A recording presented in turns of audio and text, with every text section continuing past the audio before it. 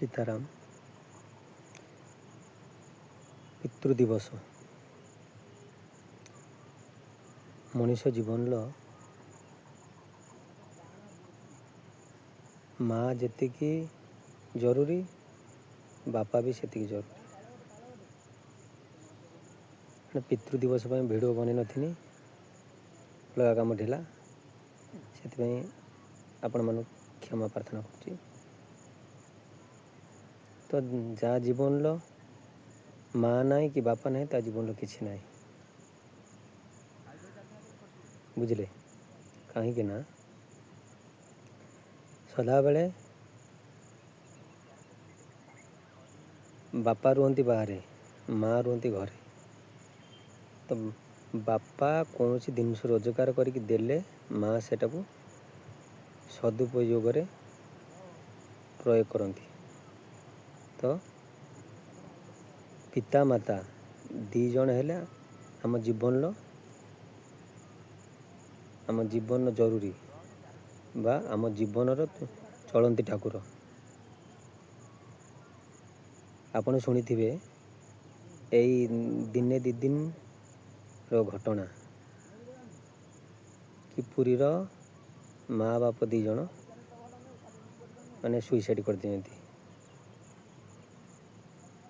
ପଙ୍ଖାର ରଶି ଦେଇକି ସୁଇସାଇଡ଼୍ କରିଦେଇଛନ୍ତି। ସଦାବେଳେ ପିତାମାତାଙ୍କ ସଂସ୍କାରରୁ ପିଲାକୁ ଚିହ୍ନିବେ ନାହିଁ, ତା ବାପା ଜଣେ ଶିକ୍ଷିତ ଲୋକ, ସେଥିପାଇଁ ପିଲାଟିକି ଏମିତି କରିଛି, କି ତା ମା ଜଣେ ଭଲ ଟିଚର୍ କି ଭଲ ଓକିଲ, ସେଥିପାଇଁ ଏମିତି ଶିଖେଇଛନ୍ତି। କାରଣ ଜୀବନର ମା ବାପାଙ୍କୁ ଯିଏ ଦୁଃଖ ଦିଏ, ସେଇଟା ରିଟର୍ଣ୍ଣ ତା କତିକି ଆସେ ନିଶ୍ଚିତ। ଆଜ୍ଞା,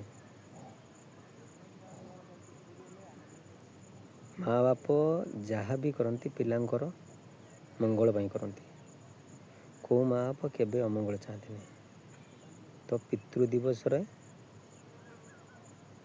ବାପାଙ୍କର କଥା ମାନିବା।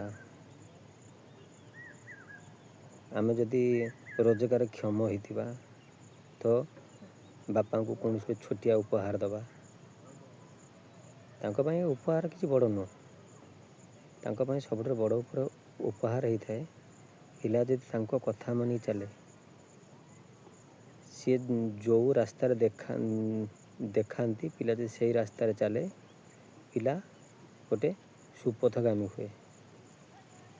ସୁପଥଗାମୀ ଗୋଟେ ଭଲ ମଣିଷ ହେଇକି ବାହାରେ। ଏଇଟା ହେଲା ପ୍ରତି ମା ବାପାଙ୍କର ସ୍ୱପ୍ନ, କି ମୋ ଝିଅଟି ପଢ଼ୁଛି କି ଭୁବନେଶ୍ୱର ପଢ଼ୁଛି କି ବମ୍ବେରେ ପଢ଼ୁଛି, ଭଲ ମଣିଷ ହଉ, ଭଲ ଚାକିରି ଖଣ୍ଡେ କରୁ, କି ସମାଜରେ ତା'ର ମାନ ମର୍ଯ୍ୟାଦା ବଢ଼ୁ, ସବୁ ମା ବାପା ଚାହାନ୍ତି। କିନ୍ତୁ ଆଜିକାଲିକା ପିଲାମାନେ ମା ବାପାଙ୍କୁ କଥା ଦିଅନ୍ତି ଗୋଟେ, ବାହାରେ ରହିଲା ପରେ କରନ୍ତି ଆଉ ଗୋଟେ। ଆରେ ଯଦି ତମକୁ ଜନ୍ମ ଯିଏ ଦେଲା, ତମକୁ ଲାଳନ ପାଳନ କଲା, ତୁମର ଖର୍ଚ୍ଚାନ୍ତି ସବୁ ମା ବାପ ଉଠେଇଲେ, ତ ଏମିତି କ'ଣ ହେଲା ଯେ ଆଜି ସିଏ ପର ହେଇଗଲେ? ସେଇଟା ଆଜ୍ଞା, ଯେଉଁ ବଡ଼ ଭାଇ ଭଉଣୀମାନେ ମୋ ଭିଡ଼ିଓ ଦେଖୁଛନ୍ତି, କିଛି ଆଜ୍ଞା ଖରାପ ଭାବିବେନି, କିନ୍ତୁ ଏଇଟା ଆଜ୍ଞା ସଂସାରର ସତ। ଆଜ୍ଞା, ପିତାମାତାଙ୍କ ଆଶୀର୍ବାଦରୁ ପିଲାମାନେ ବଡ଼ ବଡ଼ ଘାଟିରୁ ପାର ହେଇକି ପଳେଇ ଆସନ୍ତି। କାରଣ ସଦାବେଳେ ସିଏ ପିତାମାତାଙ୍କର କଥା ମାନିକି ଚାଲନ୍ତି, ବାପାଙ୍କର କଥା ମାନିକି ଚାଲନ୍ତି। ଯଦି ଆପଣ ଦେଖିବେ ପ୍ରାୟ କ୍ଷେତ୍ରରେ ଯେଉଁଠି ବାପା ମନା କରିଥିବେ, ବାବାରେ ତୁ ଏଇଠି ଯାଆନି, ଆପଣ ଯେଉଁଠି ସେଇଠି ଯିବେ, ତ ସେଠି ଝଗଡ଼ା ହେବ, କି ମୁଣ୍ଡ ଫଟାଫଟି ହେବ, କି କ'ଣ କେସ୍ କାସ୍ ହେବ। ତ ସମସ୍ତେ ବାପାଙ୍କୁ ଶ୍ରଦ୍ଧା କରିବା,